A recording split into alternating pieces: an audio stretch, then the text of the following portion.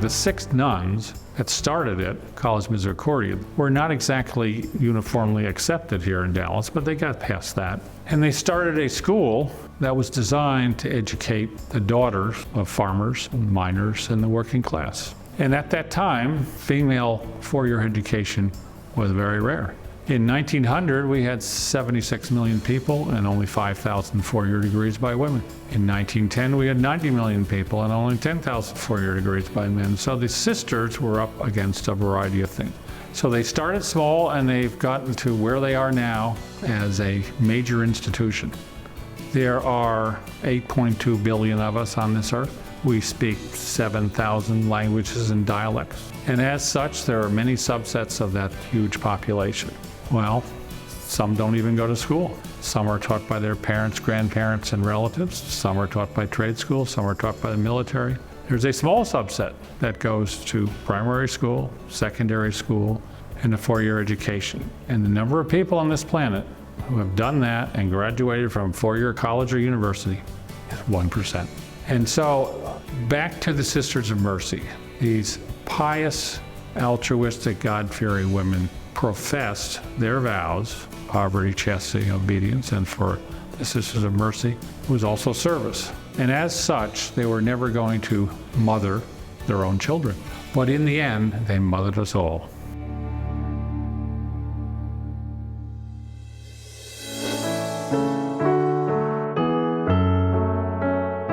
I think there's a great case to be made that Mike is the most important living person in the history of Misericordia University and its development. And I'm just so pleased to have been able to work with him and proud to be associated with him and to stand on his shoulders as one of the great leaders in the past of this university. Tina's greatest characteristics, I feel, was her welcoming spirit. That's what I called it. Her listening skills and her ability to connect with people and serve as a role model. Her focus on what is best for students really served Misericordia. She was always the teacher. She was involved in so many different things, not just on campus, but in the community. But in particular, people often reflect on her efforts toward beautification of the campus. And there are so many things still to this day that are things that she started here on our campus that really make it something special. One former board member once said, when Mike approaches you, hold on to your wallet. But all kidding aside, Mike made very wise use of the funds. He always had student life and education at the heart of his decisions. And he had the ability to have a vision and connect with people. Congratulations to Mike and Tina for receiving the 2024 Trustee Associate Award. We are so grateful for all that you have given to this university, not just through your work and your effort, but through your philanthropy. You are one of the biggest givers in the history of this university, and we are just so grateful for that. We benefit from all that you've done every single day. So thank you, and God bless you. Congratulations, Mike and Tina, on receiving the 2024 Trustee Associates Award. Enjoy the evening.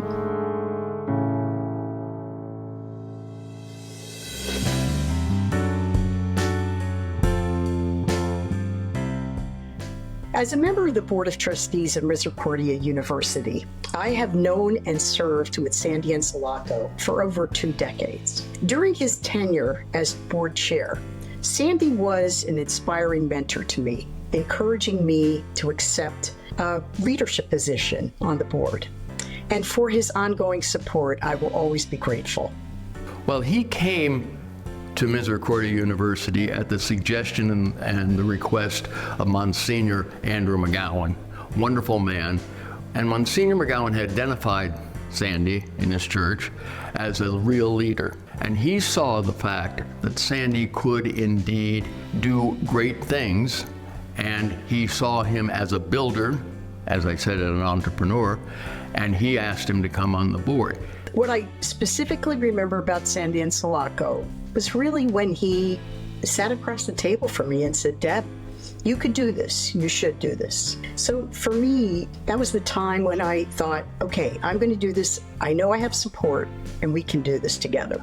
Sandy always looked for new things to do.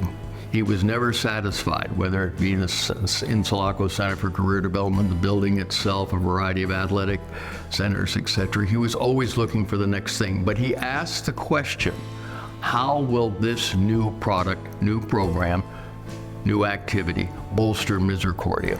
Tonight, Sandy, we are honored to present you with the Misericordia Mercy Mission Medal.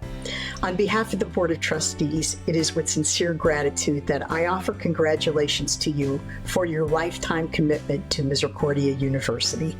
Congratulations, Sandy. This is well-deserved. Your efforts, your thoughts, your leadership, and your caring has made a big difference in Misericordia University.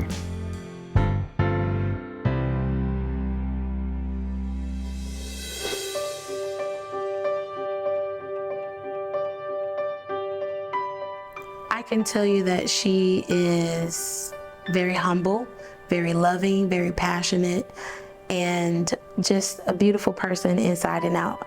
She blessed me with the scholarship so that I can attend school with my children, and that changed my life forever. I'm beyond grateful, and I don't think I would ever be the same if she wasn't in my life. The full circle of Catherine McCauley, her legacy, which was to empower young women to have a better life.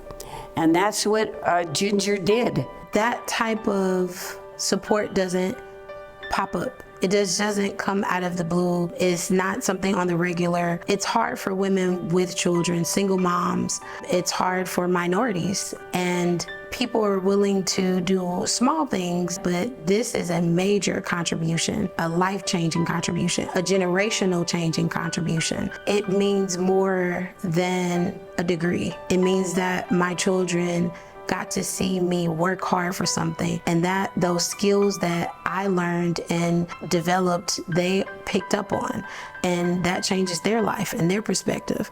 My goals were met and my dreams were fulfilled, and they got to see dreams come true.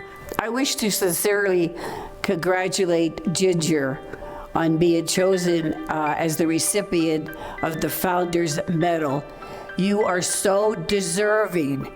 And I wish we could incarnate you to put you back in the classroom. You and I would make a great team because we're passionate about what we do. God bless you. And I love you, Ginger. You deserve this and so much more. I thank you for everything that you have done, especially the part of just simply believing in me. Your belief in me is everything I feel like my grandmother and my mother and my aunties have prayed for their children and for me. And you fulfill that, and you continue to fulfill that. You deserve this and so much more. And I just want to congratulate you and thank you.